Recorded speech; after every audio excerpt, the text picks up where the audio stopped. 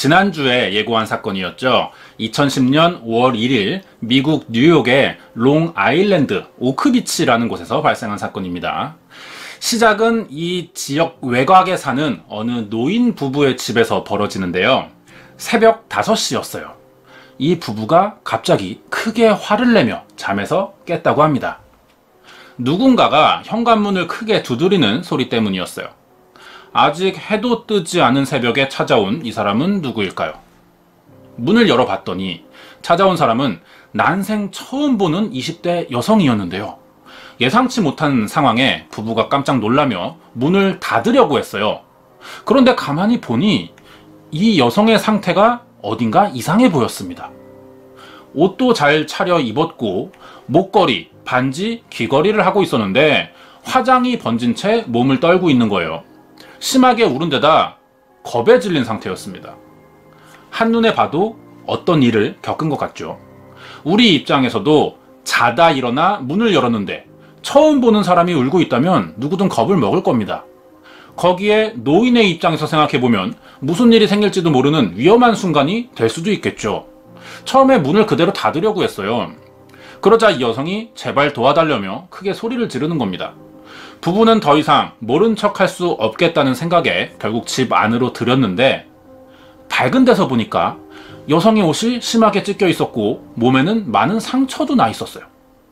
무슨 일이 있었는지를 물어보려고 해도 너무 심하게 떨어서 대화할 수 있는 상태는 아니었습니다. 일단 진정부터 시켜야겠다는 생각에 아내가 덮어줄 담요를 가지러 방으로 들어갔고요. 남편은 경찰에 전화를 걸었어요. 부부가 이렇게 여성을 놔둔 채 자리를 비운 시간은 1분도 되지 않습니다. 그리고 다시 거실에 돌아왔는데 여성이 사라진 거예요. 현관 쪽을 보니 문이 살짝 열려 있었어요. 새벽에 자는 사람을 깨워 도움을 요청해 놓고 이 집을 다시 나간 겁니다. 황당한 일이 생기자 부부가 어쩔 줄 몰라 하고 있는데 신고 전화를 받았던 경찰이 집에 도착했어요.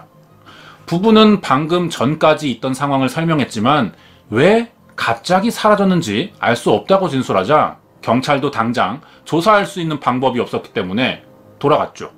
이렇게 2011년 5월 1일 새벽에 일어난 사건은 별일 없이 지나가게 됩니다. 그날 새벽 노인 부부의 집을 찾아왔던 여성에겐 무슨 일이 일어났던 걸까요? 부부의 진술을 들어보면 분명히 어떤 사건에 피해를 입은 것 같지만 당사자가 사라졌으니 사건으로 접수될 수가 없죠. 하지만 며칠 뒤 경찰서로 어느 여성의 실종 신고가 접수되면서 진짜 사건이 시작됩니다. 실종된 여성의 이름은 셰넌 길버트라고 하는데 지난 5월 1일 새벽에 부부의 집을 찾아와 도움을 요청했던 바로 그 여성이었죠. 당시 나이는 24살이었어요.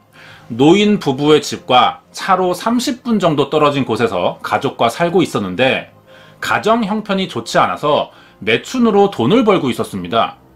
사라진 것으로 추정되는 5월 1일 밤 오크 해안가에 있었던 것도 매춘일로 만날 어느 남성의 집을 찾아간 것이었죠.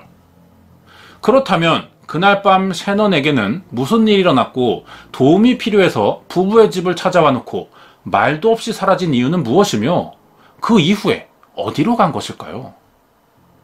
실종 신고를 접수한 경찰은 마지막으로 셰넌을 목격한 부부의 집 근처 오크 해안가 주변을 돌며 흔적을 찾기 시작했고 실종 이후 1년 6개월 만에 1km 떨어진 어느 늪지대에서 시신으로 발견됩니다. 경찰은 셰넌 길버트가 마약으로 인한 공황 상태에서 실수로 늪에 빠져 사망한 것이라고 추정했고 사인을 익사로 결론 내렸어요. 셰넌 길버트 실종 사건은 이렇게 사고사로 처리됩니다. 하지만 문제는요, 1년 6개월 동안 계속된 수색 작전에서 셰넌 외에도 또 다른 시신들이 발견됐다는 겁니다. 한두 구가 아니었죠. 셰넌 길버트를 찾는 수색 작업이 6개월째가 되던 2010년 11월 롱 아일랜드 남부의 길고라는 이 해안가를 수색하던 경찰견이 뭔가를 찾아냅니다. 옆 도로에 버려져 있던 낡은 자루였어요. 안을 열어보니 언제 사망한 것인지는 알 수 없지만 여성의 것으로 보이는 백골이 들어 있었습니다. 보통의 경우 따뜻한 환경이라면 사체가 백골화되는 최소 기간은 3주 정도가 걸려요. 11월에 발견됐으니까 최소한 8월 전에 이 지역에서 무슨 일이 벌어졌던 것이라고 볼 수 있죠. 백골 사체 발견을 시작으로 경찰은 인력들을 총동원해 이틀간 롱아일랜드 일대를 빠짐없이 수색했어요. 그러자 이 근처에서만 3구의 여성 시신이 추가로 발견되는 겁니다. 이때 백골 사체까지 포함해 시신 4구의 신원이 전부 확인되는데요. 모두 실종 신고가 접수된 지 3년에서 6개월 정도가 지난 실종자들이었는데 이들 사이에 몇 가지 공통점이 있었어요. 4명 다 실종 당시 22살에서 25살 사이의 젊은 나이였다는 점과 롱아일랜드에서 발견됐지만 이곳과 멀리 떨어진 곳에서 살았고 누군가에게 목이 졸려 살해된 것으로 보이며 모두 낡은 자루에 담겨 있었다는 것이었어요.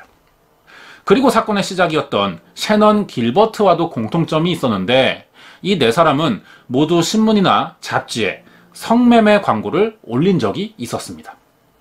이런 공통점을 가진 여성들이 같은 장소에서 유사한 형태의 시신으로 발견되는 일은 절대 우연일 수가 없죠. 연쇄살인 사건이 벌어진 것이었어요. 경찰은 4여성의 시신으로 끝나지 않을 거라는 사실을 짐작했죠. 이번엔 시신들이 발견된 장소를 중심으로 범위를 더 넓혀 철저한 수색을 합니다. 그렇게 다시 1년이 지난 2011년 11월 길고비치 근처에서 추가로 발견된 시신의 숫자는 무려 13구에 달했어요. 이렇게 롱아일랜드에서는 1년 동안 무려 17구의 시신이 발견된 겁니다. 이 중 10명의 피해자들에게서 같은 사람의 범행으로 보이는 공통점이 드러났죠. 이에 따라 몽타주가 제작됐는데 시신들이 모두 마대자루에서 발견됐다는 점과 목 졸린 흔적이 발견됐고 한 명의 남성 피해자를 제외하면 모두 20대 초반의 젊은 여성들이었다는 겁니다. 그리고 신원이 밝혀진 사람들 중 대부분은 먼저 발견된 4명의 여성들처럼 성매매 광고를 낸 적이 있거나 매춘을 직업으로 하던 여성이었어요. 예외처럼 보이는 남성 시신이 하나 있죠. 아시안계의 남성이었는데 신원이 밝혀지진 않았습니다. 하지만 발견 당시 여자 옷을 입고 있던 것으로 봐선 평소 여장을 즐겨하던 사람처럼 보였고 같은 남성을 대상으로 성매매를 해왔을 것으로 추정됐어요. 나머지 7구는 실종 신고자 명단에도 없었고 부패도 많이 진행된 상태라 신원을 알아내지 못합니다. 사망 원인이나 살해된 수법이 조금씩 달랐기 때문에 같은 사람에 의한 범행이라고 보기엔 무리가 있었죠. 여기에 셰넌 길버트가 포함되어 있던 겁니다. 셰넌 길버트는 마약에 취한 상태에서 늪에 빠져 익사한 사고사로 결론 내려졌지만 사실 수상한 점이 한두 가지가 아니에요. 목뼈가 누군가에게 강하게 조르면서 생긴 듯한 손상이 있었고 시신도 보통의 익사차에서 보이는 것과는 다르게 얼굴이 위를 보고 있는 형태였어요. 사람이 물에 빠져 죽게 되면 신체 구조상 엎드린 자세로 떠있게 됩니다. 하지만 하늘을 보고 있다는 것은 누군가 죽인 뒤 빠뜨렸을 가능성이 있기 때문에 타살의 정황이 생기는 것이죠. 거기에 셰넌을 마지막으로 목격한 부부의 증언대로라면 누군가에게 쫓기는 듯한 정황이 보였기 때문에 단순 익사라고 보기엔 수상한 타살의 정황이 너무 많이 남아있다는 거예요. 타살이 아닐 가능성도 물론 있긴 해요. 하지만 의심에 따른 증거가 나오지 않았기 때문에 아직까지 셰넌 길버트는 익사로만 기록되어 있습니다. 셰넌의 경우와 비슷한 관점으로 봤을 때 다른 6구의 시신들도 토막났거나 부패가 심해서 정확한 사망 원인을 알 수 없는 경우가 대부분인데요. 확인되지 않고 있을 뿐이지 사실 같은 사람의 범행의 가능성이 남아있기도 합니다. 여기까지의 이야기를 정리해 보자면 롱아일랜드에서 발견된 시신 중 대부분이 젊은 여성이고 성매매를 해오던 매춘 여성이거나 한 번 이상 잡지나 신문에 성매매를 원한다는 광고를 낸 적이 있던 것으로 봐서 범인은 매춘 여성들만을 범행 대상으로 삼아왔다는 것인데요. 이 사건 외에도 그동안 발생해온 수십 가지 연쇄살인 사건들은 피해자들이 매춘을 하다 범인을 만나 사망한 경우가 아주 많았어요. 왜 범인은 유독 성매매 여성들만을 노리는 걸까요? 여기엔 이유가 있다는 거죠. 일단 매춘을 시작하는 순간부터 범죄에 노출되기 굉장히 쉬워집니다. 미국은 네바다주를 제외하고는 성매매가 불법이에요. 이런 환경에서 피해자가 불법으로 돈을 벌고 있었기 때문에 정작 피해를 입더라도 법적인 보호를 받기가 쉽지 않다는 것이죠. 그리고 불법이다 보니 신분을 숨기기 위해 가명을 사용하고요. 일의 특성상 거주지도 계속 바뀝니다. 그러다 보니 친인척과도 멀리하는 경우가 많고 불법이라 세금도 내지 않는 데다 어느 날 갑자기 도망치는 경우도 많기 때문에 사람들이 크게 궁금해하지 않고 신고해줄 사람도 없다는 것이죠. 결국 시신으로 발견돼도 신원을 확인하기가 쉽지 않습니다. 그러다 보니 이런 점을 잘 알고 있는 경찰이 비슷한 유형의 사건을 꺼리는 것 같아요. 오늘도 새로운 사건은 계속 벌어질 텐데 신원이 확인되지도 않는 사건을 오랫동안 붙들고 있을 여유가 없는 게 사실이죠. 이번 롱아일랜드 사건이 이런 상황이었습니다. 신원 미상의 시신들이 연달아 발견되다 보니 수사 진행이 잘 될 리가 없죠. 피해자들이 스스로 신원을 감췄기 때문에 언제 실종되는지도 모르고 누구인지도 모르는 사체들을 가지고 증거도 없는 사건을 해결해야 될 수밖에 없었어요. 범인은 이런 점을 활용해 성매매 여성을 노리는 겁니다. 그렇다면 여성들을 살해하고 자루에 담아버린 롱아일랜드 살인마는 과연 누구일까요?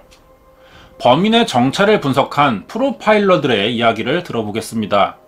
그동안 정황들로 볼 때 범인은 20대에서 40대 사이의 백인 남성으로 CCTV에 한 번도 찍힌 적이 없는 것을 봐서 롱아일랜드의 남쪽 해안가 지리를 잘 알고 있는 주민 지역일 것이라고 추측했어요. 겉으로는 절대 알아낼 수 없을 정도로 평범하고 친절한 사람일 것이고 머리가 좋고 삼배 자루를 많이 사용하는 업종에 있을 가능성이 있으며 아마 1993년부터 범행을 저지르기 시작한 것으로 보인다. 여태까지 살인을 저지르는 동안 단 한 번도 경찰 조사를 받거나 범행을 들킨 적이 없는 것을 봐선 철저하고 계획적인 인물이며 경찰이나 관련된 직업을 가진 사람일 수도 있다고 말했는데요.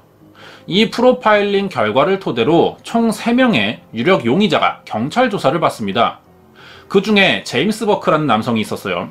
이 사람은 이전에 시신이 발견된 지역에서 일했던 전직 경찰서장이었습니다. 이 사람의 전적을 알아보니 경찰로 일할 때부터 성매매를 자주 해왔고 차와 집안에는 각종 성인용품과 영상들을 모아온 인물이었어요. 재직 중이었던 2010년에는 일부러 FBI의 수사를 방해해온 기록도 발견됐죠. 이 일로 제임스 버크가 공권력 침해 혐의로 3개월의 징역형을 받았지만 살인과 관련된 증거나 혐의는 아무것도 발견된 것이 없었어요. 시각을 다르게 하면 일부러 다른 사건을 저질러서 롱아일랜드 연쇄살인 사건의 혐의를 피하려고 계획한 것일 수도 있죠. 프로파일링대로라면 범인은 계획적인 인물이니까요. 제임스 버크 외에도 존 비트롤프라는 목수와 조셉 브루어라는 남성이 용의선상에 올랐습니다. 존 비트롤프는 평소 취미생활로 사냥을 해온 사람이에요. 어릴 때부터 동물들을 많이 죽여본 사람인 거죠. 그리고 집과 가까운 곳에서 이번 사건에 시신 2구가 발견됐었기 때문에 강한 의심도 받습니다. 연쇄살인범들의 어릴 적 행동을 보면 동물학대나 훼손이 아주 많다는 걸 알 수 있죠. 정황상 충분히 가능한 인물이긴 합니다. 마지막으로 조셉 브루어는 셰넌 길버트를 오크 비치로 불러낸 사람이었어요. 조셉이 용의선상에 오른 이유는 셰넌과 마지막으로 만난 사람 중 한 명이었고 매춘이 끝난 뒤 셰넌이 이 집을 나서고 얼마 되지 않은 새벽 4시 51분쯤에 직접 911에 전화를 걸었던 겁니다. 조셉이 자신을 쫓아와 죽이려 한다는 신고 전화를 했었어요. 만약 조셉이 범인이라면 아마 셰넌은 신고 전화를 끝까지 못하고 도망을 치다가 노인 부부가 사는 집까지 들어갔던 것 같아요.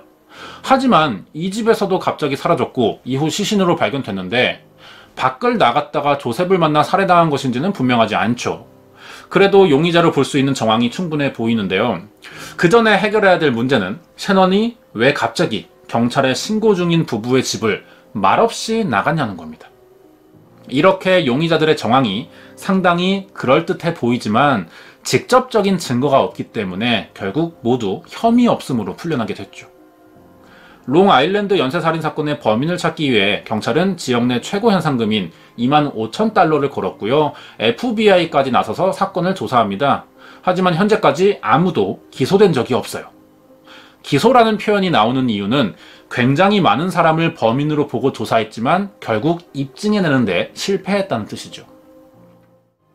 롱아일랜드에서 벌어진 연쇄살인 사건과 실종 사건은 2010년에 있었던 셰넌 길버트의 사건 이후에도 계속됩니다. 2013년 3월 16일 31살의 나타샤 주고라는 여성도 롱아일랜드의 오션 파크웨이라는 곳에서 목격된 것을 마지막으로 실종됐는데요. 실종되던 날 나타샤가 입고 있던 옷과 소지품은 다음날 길고 해변의 모래밭에서 발견됩니다. 길고 해변은 이번 사건 17명의 피해자 중 초기 4명의 시신이 발견된 곳이죠. 범인이 계속 사건을 저질러 왔을 가능성이 충분해 보이는데요. 나타샤도 3개월 뒤 해변에서 파도에 떠밀려온 시신으로 발견됩니다. 같은 지역에서 다시 유사한 사건이 발생하자 경찰이 이전 연쇄살인 사건과의 관련성을 조사하고 있지만 아직까지 확인된 사실은 없습니다. 안타깝게도 2010년부터 2011년까지 1년 6개월 동안 발견된 17구의 시신은 여전히 누가 범인인지 밝혀내지 못한 채 아직까지 미해결 사건으로만 남아있어요. 과연 범인은 누구일까요? 확실한 것은 여전히 계속 범행을 저지르고 있는 것처럼 보인다는 겁니다. 만약 그렇다면 지금까지 밝혀진 사건보다 더 많은 시신이 아직 발견되지 않은 것일 수도 있죠. 이 사건에 대해 수많은 궁금증이 아직 남아있지만 밝혀진 것은 어느 것도 없어요. 준비한 내용은 여기까지입니다. 네, 사건이 여기까지인데요. 미제 사건들은 어느 순간 딱 사건이 허무하게 이야기가 끝나는 것 같아요. 더 이상 밝혀낸 것이 없기 때문에 어느 순간 벽에 부딪힌 것처럼 이야기가 더 이어지지 않죠. 관련된 이야기가 더 있는데요. 1989년부터 1993년 사이에 롱아일랜드에 살았던 또 다른 연쇄살인범이 있어요. 조엘 리프킨이라고 하는데 매춘부를 대상으로 살인을 하다 검거된 사람입니다. 이 사건의 범인이 한 명이라고 단정 지을 수는 없을 거예요. 그렇기 때문에 일부 사건은 이 조엘이 저질렀을지도 모른다는 추측이 있었지만 당사자가 당연히 범행을 부인했죠. 그런데 조엘은 1993년 6월에 체포됐어요. 그리고 롱아일랜드 연쇄살인 사건은 이 이후에 대다수의 피해자가 발생했어요. 범인의 성격도 조엘과는 차이가 있어 보입니다. 프로파일링 분석이죠. 그렇기 때문에 범인이 아닐 것이라고 추정되고는 있어요. 비슷한 이야기로 롱아일랜드는요, 같은 시기에 3명의 연쇄살인범이 살고 있었습니다. 조엘 리프킨이 17명을 살해했고 로버트 슐만이라는 남성이 5명, 그리고 세 번째가 오늘 알아본 사건인데요. 모두 매춘부들만을 대상으로 한 사건이었던 거죠. 유독 롱아일랜드에서는 연쇄살인 사건이 많다는 겁니다. 이에 따른 분석이 있었어요. 지리학적인 요인이 굉장히 크다는 겁니다.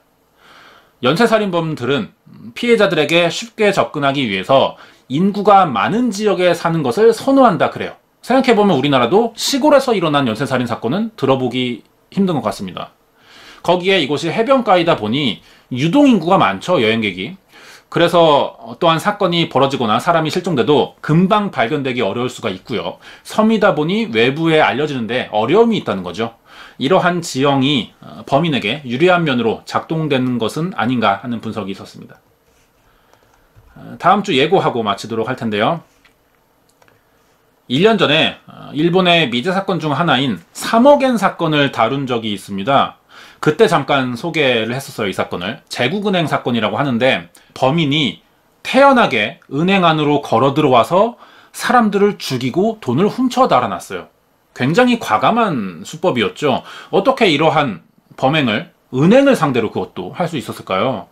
다음 주에는 1948년 1월 26일 일본 도쿄도 도시마구의 제국은행에서 벌어졌던 사건을 알아보도록 하겠습니다. 오늘은 여기까지요.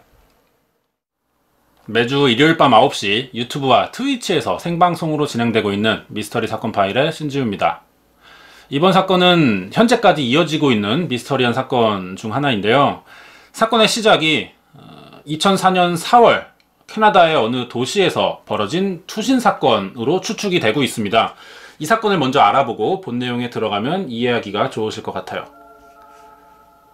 이 사진은 낚시를 좋아하는 분이라면 한 번쯤 가보고 싶은 곳 중 하나인 프레이저 강이라고 합니다. 이 강을 사이에 두고 뉴 웨스트민스터와 사우스 웨스트민스터가 떨어져 있죠. 그리고 이 두 지역을 연결하는 다리가 바로 웨스트민스터 다리인데요. 여기서 어느 여성의 투신 사건이 발생했던 것이죠. 경찰은 이 여성이 투신한 이유가 평소 앓고 있던 우울증 때문이라 추측했고 사건을 마무리하려고 했어요. 사건이 명백하다는 이야기죠. 타살 정황은 하나도 없었고 투신의 증거가 더 많았기 때문에 이대로 종결 지으면 끝나는 사건이었습니다. 경찰이 딱히 할 일도 없었어요. 그런데 이 사건이 오랫동안 해결되지 않습니다. 왜냐하면 시신이 발견되고 있지 않기 때문이었어요. 경찰은 빨리 시신을 찾아내서 여성의 죽음에 또 다른 이들이 관여되지 않았다는 사실과 정확한 사인을 확인하고 싶었죠. 유가족도 빨리 시신을 찾아서 장례를 치르고 싶었고요. 이런 이유로 여성의 시신을 찾기 위해 수많은 인원들이 장기간 동원됩니다. 하지만 끝내 시신을 찾는 데 실패했고 가족은 여성의 시신을 찾지 못한 채 장례를 치를 수밖에 없었어요. 그렇게 4년이 지나요. 2008년 5월 22일 사건이 거의 잊혀져 갈 때쯤 뜻밖의 장소에서 투신한 여성의 시신 일부가 발견됩니다. 이곳이 뉴 웨스트민스터죠. 그리고 이곳이 그 웨스트민스터 다리입니다. 여기서 투신한 여성의 시신 일부가 30km나 떨어진 커클랜드라는 섬에서 발견이 된 거예요. 4년 만에.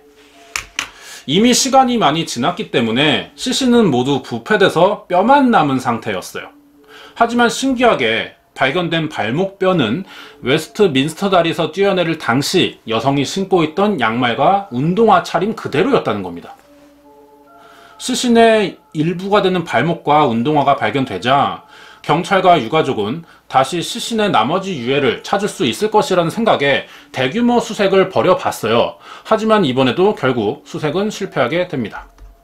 그렇게 또 6개월이 지나요.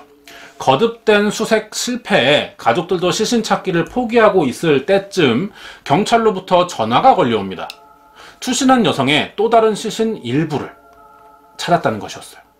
2008년 11월 11일 리치몬드라는 지역에서 강아지를 키우던 여성 다이아나는 평소 자주 다니던 강가 공원길을 걷던 중에 갑자기 강아지가 뛰어가더니 수풀 사이에서 뭔가를 발견하고 지저대는 장면을 보게 됩니다. 강아지가 발견한 것은 누군가 버린 것으로 보이는 이 낡은 운동화 한 짝이었어요. 별일 아니라는 생각에 다이아나는 강아지를 데리고 돌아가려고 했죠. 그런데 이 강아지가 전혀 움직일 생각을 하지 않은 채 계속 운동화를 향해 짖기만 하는 겁니다. 다이아나는 억지로라도 강아지를 데려가기 위해 하는 수 없이 운동화가 있는 쪽으로 다가갔어요. 그제서야 버려진 운동화 외에 또 다른 무언가를 발견하게 됐고 경찰에 신고 전화를 합니다. 실제 발견했던 운동화 사진인데요. 모양을 보시면 왼쪽이라는 걸 알 수 있죠. 그런데 다이아나가 발견한 것은 단순한 운동화 한 짝이 아니었어요. 왼쪽 발목까지 들어있는 운동화였습니다. 이번에도 3개월 전에 버려진 신발 한 짝처럼 발목뼈와 양말이 그대로 남아있었는데요. 이후 경찰은 DNA 검사를 통해 이 운동화가 3개월 전 커클랜드 섬에서 발견된 오른쪽 운동화의 발목과 동일 인물이라는 사실을 확인하게 됩니다. 즉 다이아나가 발견한 것은 4년 전 웨스트민스터 다리에서 투신한 여성의 왼쪽 발목이었던 것이죠. 2004년에 사망한 여성의 시신이 양 발목만 각각 다른 장소에서 4년 간격으로 발견되었다는 사실이 굉장히 특이한 겁니다. 하지만 이 발견이 사람들을 깜짝 놀라게 만든 이유는 정작 다른 사건 때문이었어요. 투신한 여성의 양 발목이 발견된 장소를 둘러싸고 있는 곳은 세일리시라는 해변입니다. 그리고 이 해변가에서는 2007년부터 최근 2018년까지 11년이 넘도록 매년 한 사람 이상의 유해가 꾸준히 발견되고 있다는 거죠. 더 신기한 사실은 다른 신체 부위들이 전혀 발견되지 않은 채 계속해서 발목만 발견되고 있다는 점이고 현재의 사람들은 이 이유를 전혀 알아내지 못하고 있기 때문에 이번 사건을 아무도 풀 수 없는 미스터리 사건이라고 여기고 있죠. 이번 시간에 알아볼 미스터리 사건 파일은 캐나다 서부에 위치한 세일리시 해를 둘러싸고 있는 해변가에서 11년째 반복되고 있는 19건의 잘린 발 사건에 대한 미스터리가 되겠습니다. 좋아요와 구독 부탁드립니다. 캐나다와 미국 국경에 위치한 세일리시 해는 캐나다 서부 브리티시 콜롬비아주의 밴쿠버 섬과 미국 워싱턴주 주변을 둘러싸고 있는 작은 바다인데요. 2007년에 이곳에서 처음으로 사람의 발목이 발견된 사건이 시작되었고, 지금까지 발견된 사건은 캐나다 국경 내에서 14건, 미국 워싱턴주 내에서 5건으로 총 19건의 잘린 발목들이 발견되고 있어요. 사진 속 이 운동화가 19번의 발견된 발목 중 최초의 사건이라고 보는 첫 번째 운동화인데요. 2007년 8월 20일 캐나다 제디디아라는 섬에 여행 온 가족에게 발견되었죠. 이 운동화의 주인을 알아내려면 어떤 방식의 조사가 있어야 될까요? 운동화 제작이나 판매 경로를 알아본다면 누군가인지 특정하지 못해도 어느 정도의 범위는 좁힐 수 있겠죠.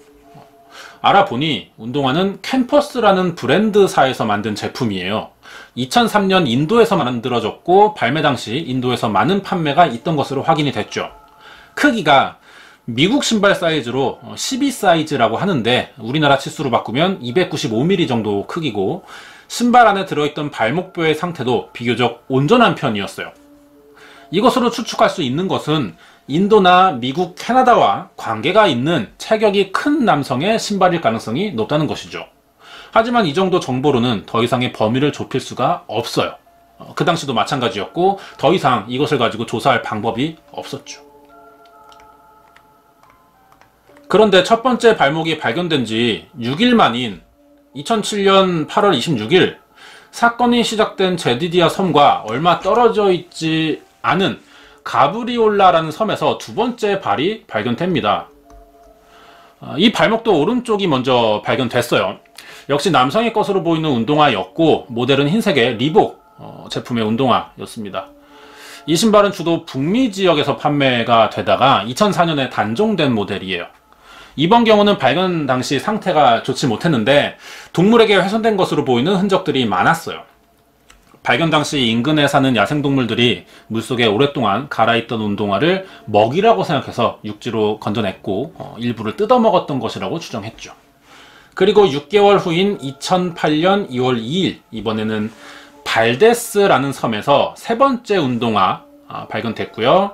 3개월 후인 5월 22일 먼저 소개했던 커클랜드 섬에서 여성의 뉴발란스 운동화, 그리고 약 3주 뒤 웨스트햄 섬에서 5번째 운동화가 연달아 발견됩니다.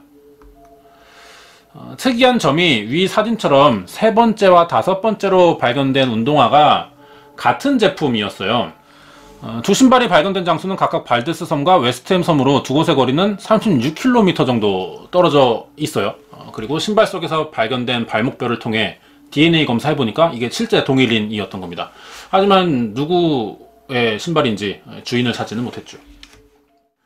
1년 동안 캐나다에서만 5번의 발목이 발견됐어요. 그러자 인근 주민들의 불안감이 커질 수밖에 없죠. 그래서 2008년 7월에 경찰관, 법의학자, 해양학자들이 모여 세일리시해 잘린발 사건에 대한 미스터리를 풀기 위한 대대적인 수사를 9개월간 펼칩니다. 하지만 사건 해결을 위한 어떤 단서도 찾지 못했고요. 사건 간의 연관성도 알아내지 못했어요.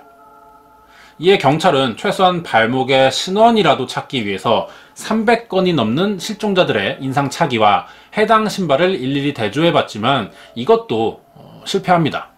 그러자 캐나다 경찰은 이 사건을 공개 수사로 방향을 돌렸고 발견된 발목들이 신고 있던 신발과 상표 크기, 판매 지역과 발견된 장소들을 모두 공개했어요. 제보를 받고 싶다는 이야기죠.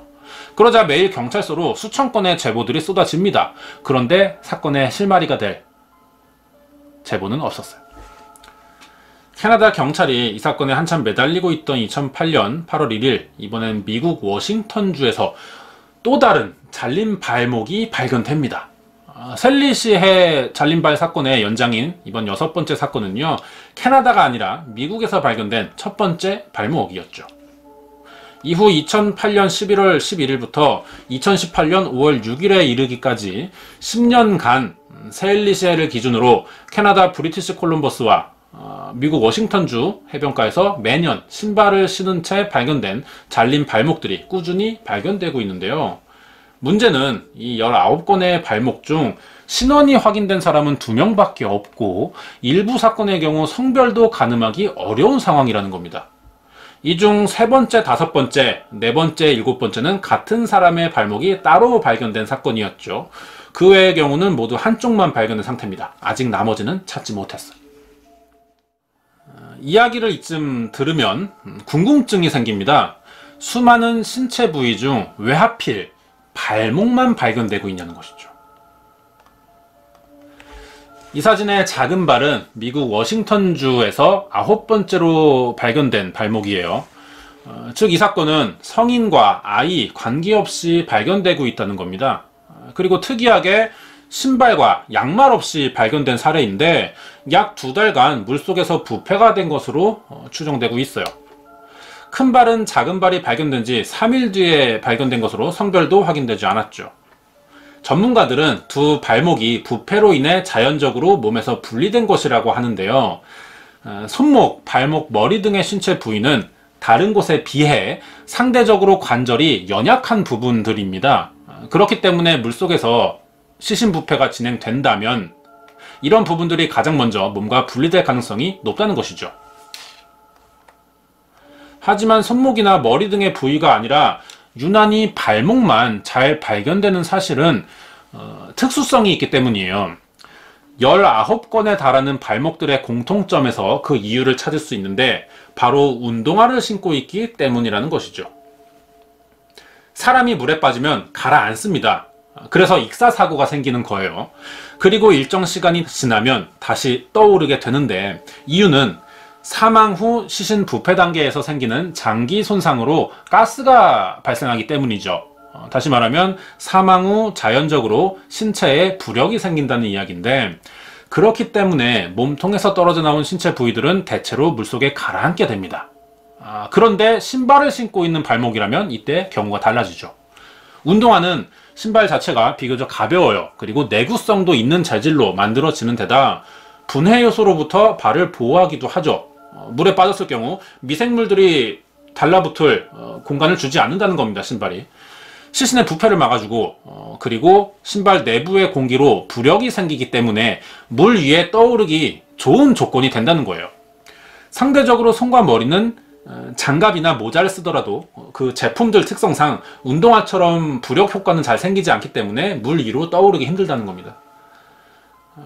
하지만 그렇다 해도 시신의 다른 부분들이 전혀 발견되지 않고 발목만 물 위를 떠돌다 발견된다는 것은 세계적으로 굉장히 희귀한 경우라는 생각이 들어요.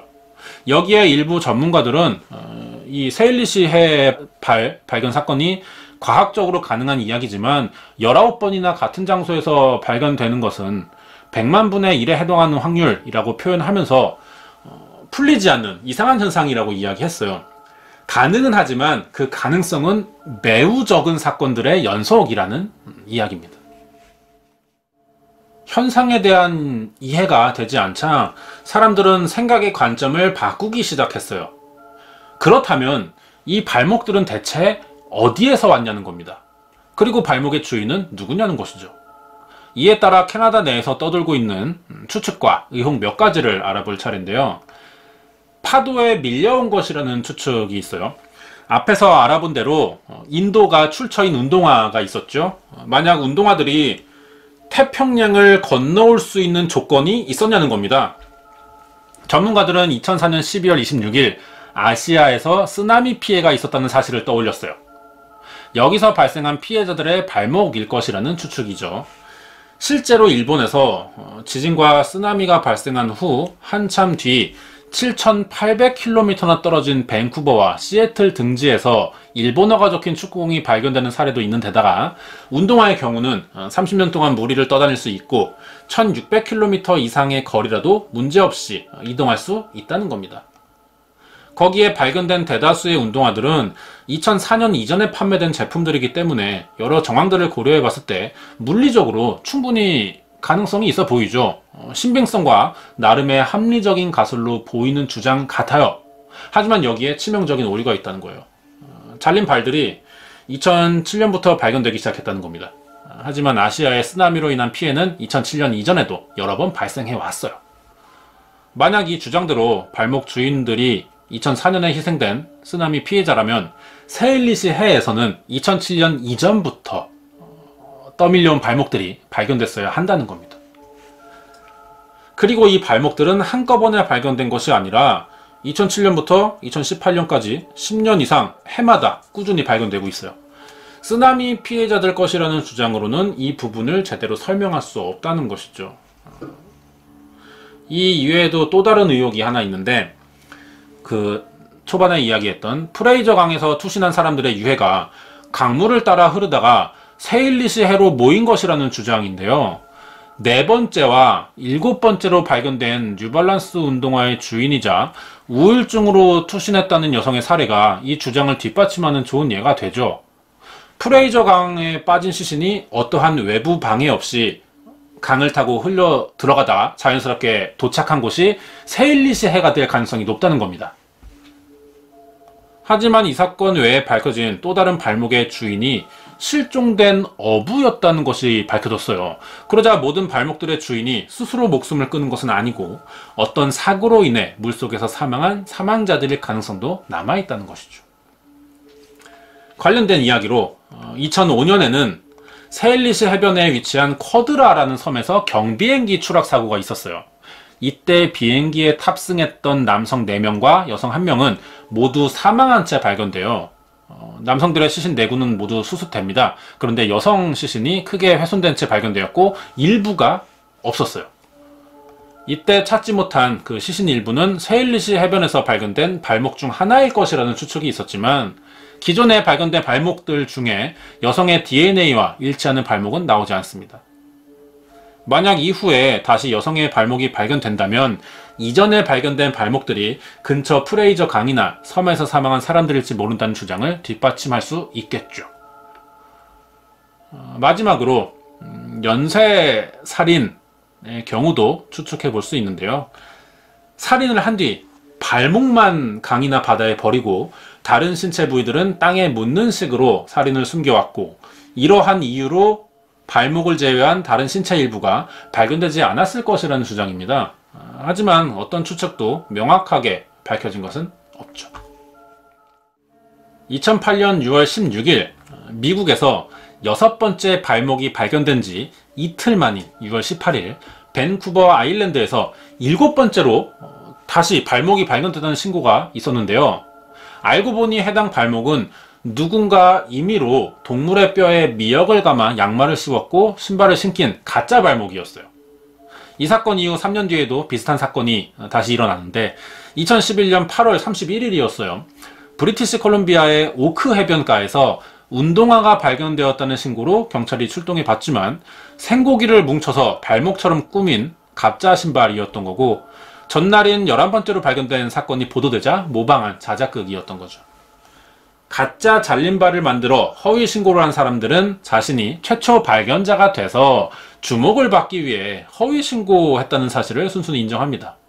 이 일로 캐나다 경찰은 수사에 혼란을 끼쳤다면서 공무집행방해로 체포했고요. 2008년, 2011년 가짜 사건을 일으킨 두 사람에게 모두 벌금형을 내렸죠.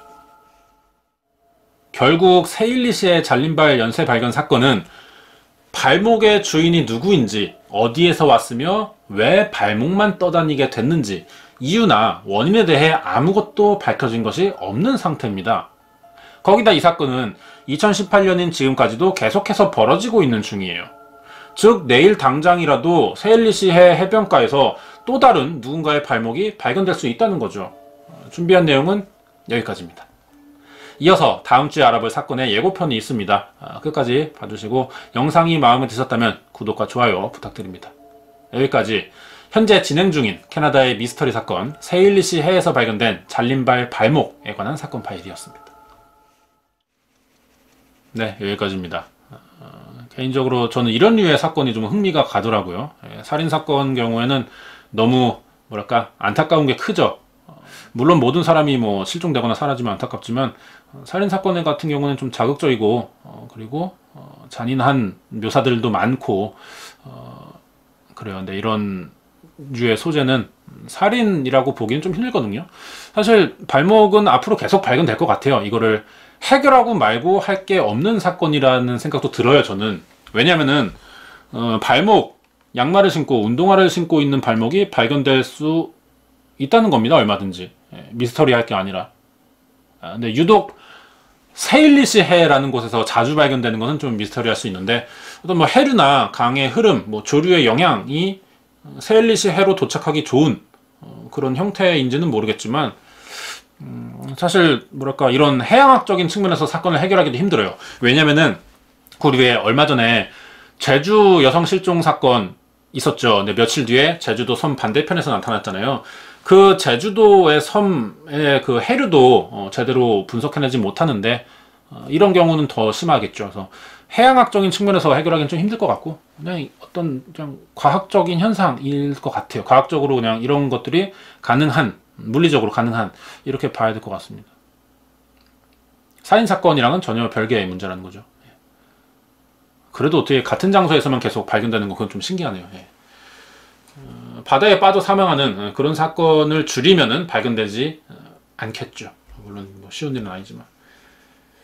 이어서 다음 주 예고 좀 하도록 하겠습니다. 이 부분에 좀 반응이 좋아요. 기대된다라는 말들이 있으시더라고요.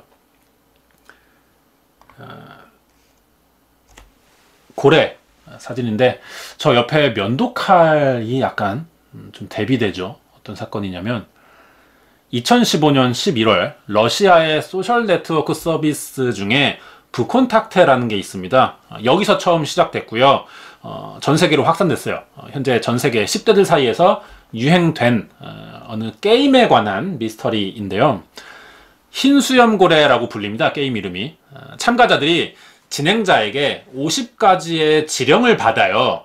그리고 이 해당 미션들을 수행하면서 개인 SNS에 인증하는 식으로 진행이 됩니다. 서브컬처 정도의 놀이로 느껴지기도 하죠.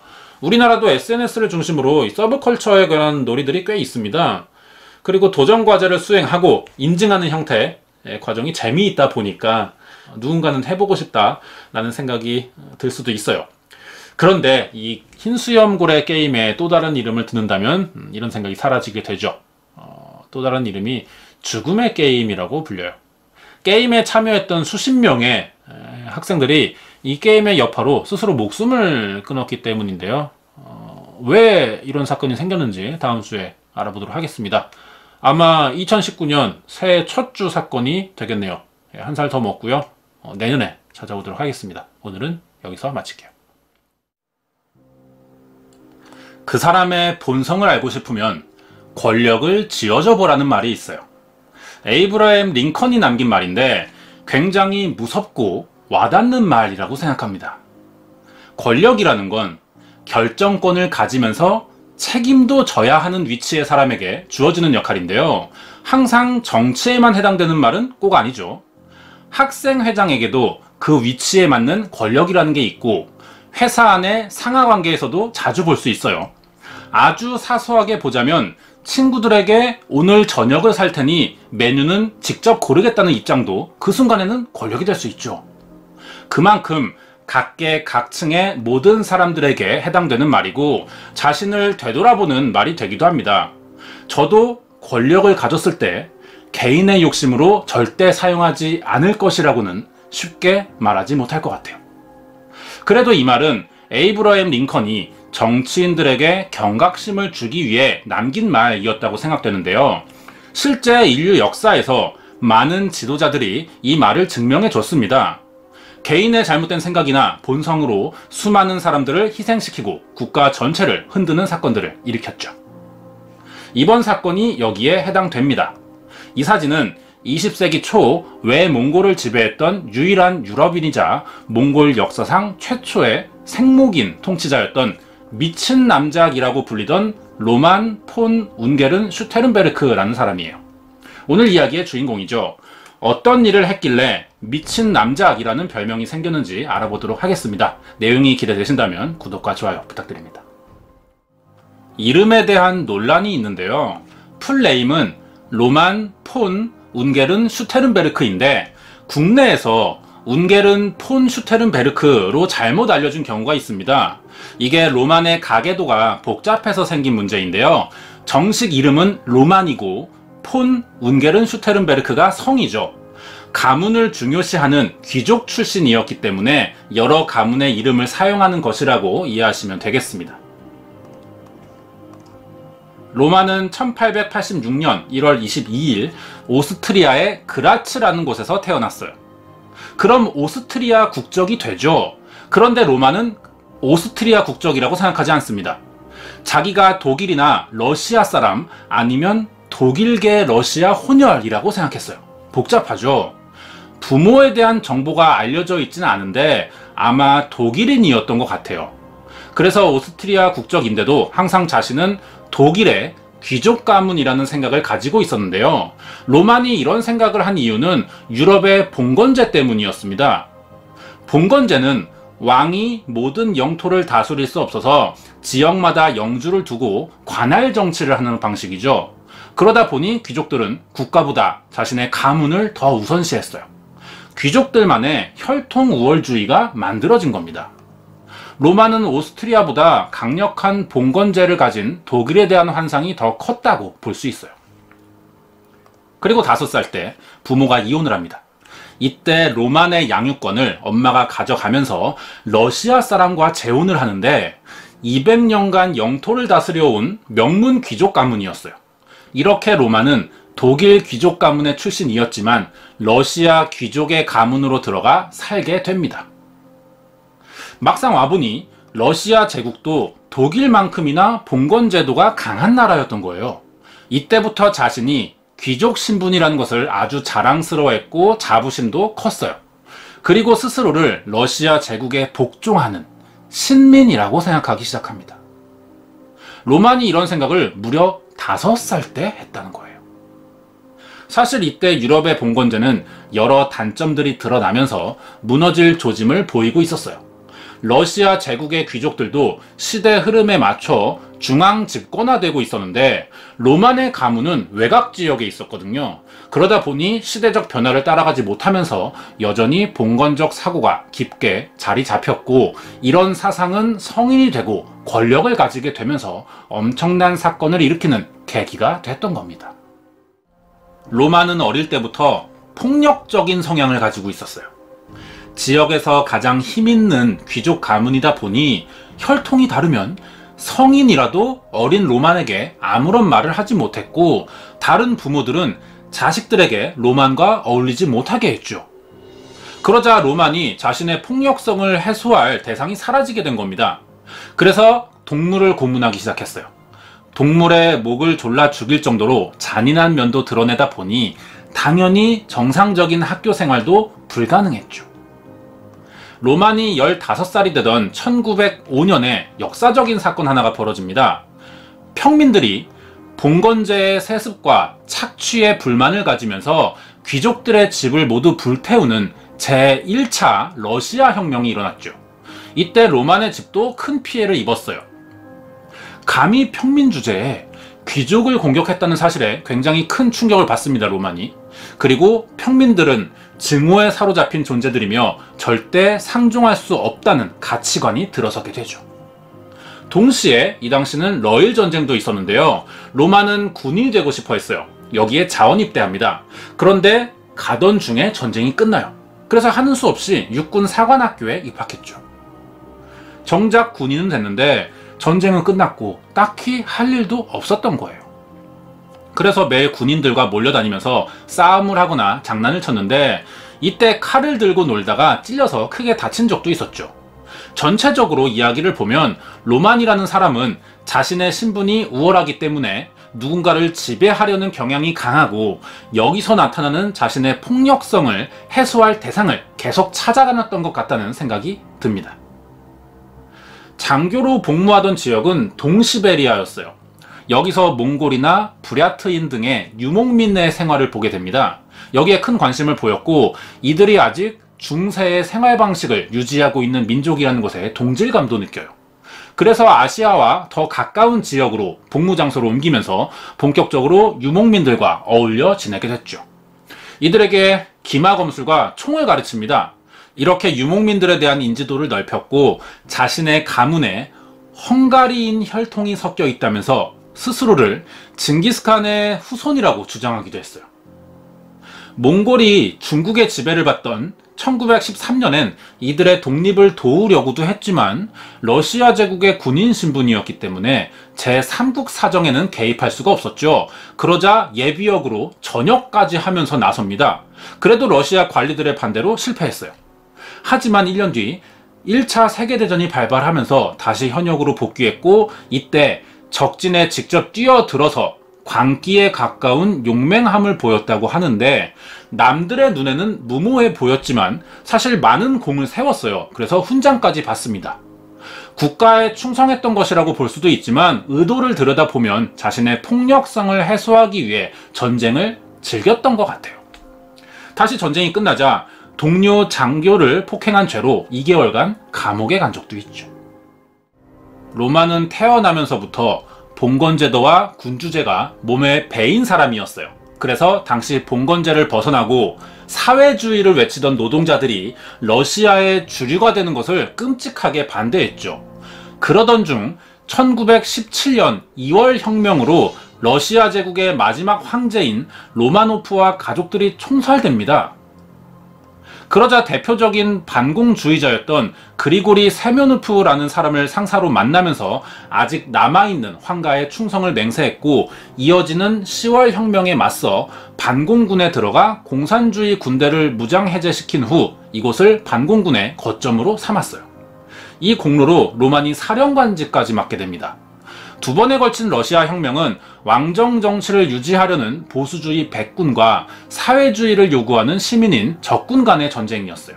하지만 철저한 반공이자 같은 보수주의 성향의 백군 지도부 안에서도 로만과 세면우프는 이질적인 별종이었던 겁니다.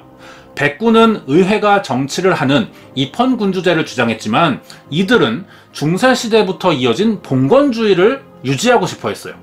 그리고 일본의 각종 무기와 지원을 받는다는 이유로 지도부가 로만을 멀리했기 때문에 독자적인 행동을 했죠. 로만과 세면우프가 이렇게 행동했던 이유는 당시 백군의 총사령관이 같은 보수주의자였지만 봉건제도에 적극적인 입장이 아니기 때문이었습니다. 이런 상황들이 로만 입장에서는 빨리 러시아를 혁명 전으로 되돌려놔야 한다는 생각이 들게 했던 거예요.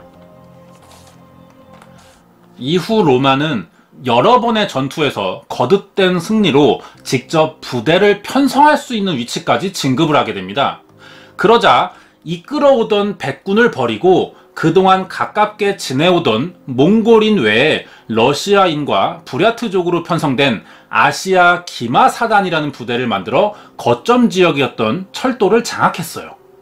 그리고 이곳을 지나가는 사람들을 붙잡아 공산당을 색출한다는 명분으로 수많은 시민들을 처형합니다. 군대를 운영하려면 물자 보급이 있어야겠죠. 그런데 정치 노선이 다르다는 이유로 백군과 사이가 틀어졌기 때문에 물자 보급을 받을 수 없었어요. 그래서 지나가는 기차들을 세워 검문을 해오면서 민간 상인들의 재산을 가로챘죠. 하지만 결국 러시아 혁명은 시민으로 이뤄진 적군이 승리합니다. 러시아 지도부가 패배하자 로만의 상사인 세면우프는 만주로 도망쳤어요. 그러자 로마는 이 불리한 상황을 자신의 기회로 바꾸기 위해 군대를 이끌고 몽골의 수도였던 니슬렌 휘리, 현재의 울란바토르로 향하게 됩니다. 이곳을 장악한 중국군을 내보내기 위해 협상을 시도했어요. 그런데 거절되자 전쟁을 벌였는데 불리합니다. 그래도 몽골의 당시 지도자였던 칸이 보내준 밀서와 몽골인들의 협조로 중국에 승리하게 됐죠. 전쟁이 끝났어요. 로만의 군대는 몽골 내에서 러시아 난민들을 색출하겠다며 이들의 상점을 약탈하거나 아무 이유 없이 유대인들을 학살하기 시작합니다. 중국군을 몰아내자 칸은 로만에게 몽골의 일부를 맡기면서 외몽골이 독립군주국임을 함께 선언했어요. 엄청 파격적인 일이 생긴 겁니다. 독립을 도왔다는 이유로 같은 몽골인도 아닌 사람에게 영토 일부와 대통령급인 자신의 위치와 비슷한 지위까지 줬던 거예요. 이렇게 로마는 독립적으로 외몽골을 다스리기 시작했어요. 정치 방식도 로만이 몽골 내정에는 전혀 간섭하지 않았고 몽골 시민들도 칸의 지시에만 따릅니다. 유럽은 아니었지만 몽골에서 자신이 그렇게 바라던 봉건제도식 정치를 할 수 있게 된 것이었죠. 외몽골의 유럽인 영주가 된 로마는 자체적으로 비밀 경찰을 운영하면서 러시아 혁명으로 생겨난 난민들을 색출해 고문하거나 살해했어요. 러시아 혁명 이후에도 봉건 제도를 거부한 시민들에 대한 적대감은 계속 커집니다. 지도자가 타락하기 시작한 거죠. 그러자 로만을 따르던 군인들도 마찬가지였어요. 로만이 몽골인들과 친해지면서 불교에 큰 관심을 보인 적이 있습니다. 그래서 군인들에게 불교식 교리를 전파했는데 살아있는 여자를 겁탈하지 말라는 지시였어요. 그러자 군인들은 이 말의 모순을 이용해 여성들에게 자살을 강요했고 죽은 여성의 시신을 강간하는 범죄를 저지릅니다. 그리고 마을과 버스 정류장을 매일 무작위로 뽑아요. 이곳을 환생 정류장이라고 지정하는데 이곳에 내린 승객들을 아무 이유 없이 총살시키는 겁니다. 이러한 일들이 외부에 알려지기 시작하자 로만은 외신으로부터 미친 남작이라는 별명으로 불리게 됐죠. 로만의 명령으로 러시아와 몽골에서 살해당한 희생자는 총 846명에 달했어요. 그중 몽골 수도에서만 100명에서 120명 가까이 살해당했죠. 러시아 시민들을 대상으로 벌인 일이었지만 실상은 몽골인도 다수가 살해당했던 겁니다. 이러다 보니 로만의 외몽골 통치는 오래가지 못할 수밖에 없죠. 러시아 혁명을 성공한 적군이 조금씩 몽골로 진출하기 시작하는 겁니다. 목표는 당연히 로만이었고 그 군대까지 약화시키기 위해 사전 공작을 펼쳤어요. 그리고 적군 중에는 몽골인들도 다수 포함되어 있었죠. 하지만 러시아 시민으로 구성된 적군을 축출하는 데만 눈이 멀어 있던 로마는 이런 상황을 전혀 눈치채지 못한 채 혁명에서 패배한 백군의 잔존 세력을 지원하기 위해 군대도 보냅니다. 하지만 현지에 도착해보니 백군은 이미 진압된 상태였어요. 이렇게 압도적인 적군의 병력이 몽골의 수도를 점령해 오며 여러 방향으로 로만의 군대를 압박하고 있었지만 사실 쉽게 무너지진 않습니다. 오히려 러시아 내부에 침투해서 여러 마을을 함락시켰고요. 세면노프와 일본이 도우러 올 것이니 군대에 합류해달라고 거짓 선전을 했어요. 하지만 일본과 세면노프는 정작 로만을 도울 생각이 없었죠. 그러자 로만 군대는 패배를 예상했는지 더 이상 전쟁을 그만두고 러시아 난민에 합류하고 싶다면서 로만의 지시를 거부하기 시작합니다. 불리한 상황을 반전시키기 위해서 로만은 티벳으로 가려는 시도도 했어요. 하지만 내부 반란으로 많은 지휘관이 사망했고 로만도 암살 위기를 겪으면서 도망치던 중에 결국 적군에게 붙잡히게 됐죠. 이렇게 로만은 1921년 9월 15일 열린 재판에서 반혁명 혐의로 사형을 선고받았고 그날 밤 바로 총사형을 받게 됩니다. 이 많은 사건들이요 1년도 안 되는 시간 동안 벌어졌던 거예요. 로만이 전쟁을 일으키고 외몽골을 통치하면서 많은 범죄를 저지른 건 사실이에요. 하지만 정신질환이나 사이코패스적인 성향을 가진 사람 같지는 않아 보이는데요. 그렇다면 어떻게 서슴없이 민간인 학살을 저지를 수 있었냐는 겁니다. 그 이유는 로만이 폐쇄적인 환경에서 자랐고 봉건제의 사상을 벗지 못한 것이 크다고 생각이 들어요. 남들보다 신분이 우월하다는 이유로 폭력성을 드러내다 보니 친구들을 만들 기회가 없었죠. 사회성을 갖추지 못했던 겁니다. 그런데다 시대의 흐름도 따라가지 못해서 봉건제가 당연한 사람으로 성장했던 거예요. 다른 신분을 가진 사람들의 생각이나 행동을 이해할 수 없었던 것이죠. 평민들이 왜 귀족을 상대로 혁명을 일으켰는지 인지할 수 있는 나이도 아니었어요. 로만에게 이런 사회적 변화를 가르쳐줄 수 있는 사람이 주변에는 없었기 때문에 당장 눈앞의 상황으로만 평민들에게 반감을 가지게 되면서 잘못된 사고방식이 자리 잡았던 겁니다. 어릴 때부터 보고 배운 봉건 제도만이 답이었고 이것에 반대하는 사람은 적이라고 생각했던 것인데 시대의 흐름을 전혀 따라가지 못한 사람이 권력까지 쥐다 보니 이러한 결과가 만들어진 것은 아닌지 생각됩니다. 군대를 이끌었고 다른 나라인 몽골까지 건너가서 그 지방의 영주가 된 것을 보면 분명히 로만이란 사람은 리더십이나 다른 능력도 뛰어난 사람이었던 것으로 보여요. 만약 로만이 봉건제를 버리고 시민들이 원하던 사회주의를 받아들였다면 러시아는 과연 어떻게 변해 있을까요? 준비한 내용은 여기까지입니다. 이번 미스터리 사건은 봉건제와 귀족식 혈통주의에 빠진 미친 남자 로만 폰 운게른 슈테른베르크의 이야기였습니다.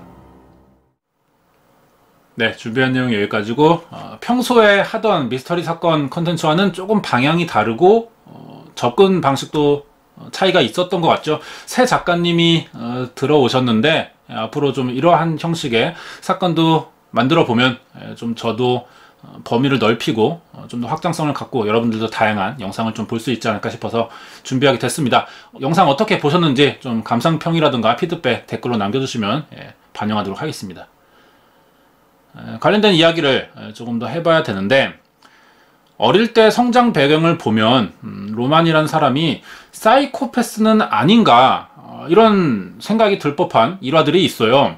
폭력성을 드러내거나 동물을 고문했고 장교일 때 머리 부상 이런 것들이 사이코패스들이 어릴 적에 경험하는 공통적인 부분과도 굉장히 일치합니다. 그렇기 때문에 많은 사람들이 로만을 사이코패스라고 생각하는 경우가 많아요. 그런데 연구 결과 로만에게 별다른 정신질환은 없던 것으로 판명이 났습니다. 사이코패스까지는 아니더라도 충분히 이러한 심각한 범죄를 저지를 수 있다는 이런 내용이죠. 다음으로는 로만이 스스로 부처나 징기스칸이 환생한 것이라고 생각했다는 말이 있어요. 군대에 불교식 교리를 전파한 것이 와전되었다고 생각되는데, 실제로 불교에 빠졌던 것은 맞아요. 하지만 그 전부터 기독교를 믿고 있던 사람이었어요.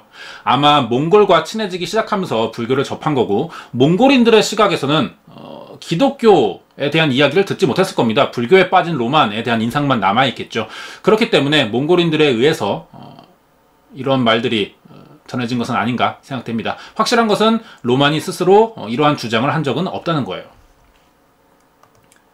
세 번째는 로만이 징기스칸의 제국을 부활시키겠다고 주장한 적이 있다는 내용이 있습니다. 이것도 사실 로만의 상관이자 친구였던 세묘노프가 했던 말인데요. 실제로 몽골뿐 아니라 그 일대 지역을 모두 통합해서 단일 국가를 세우겠다는 주장을 한 적이 있어요.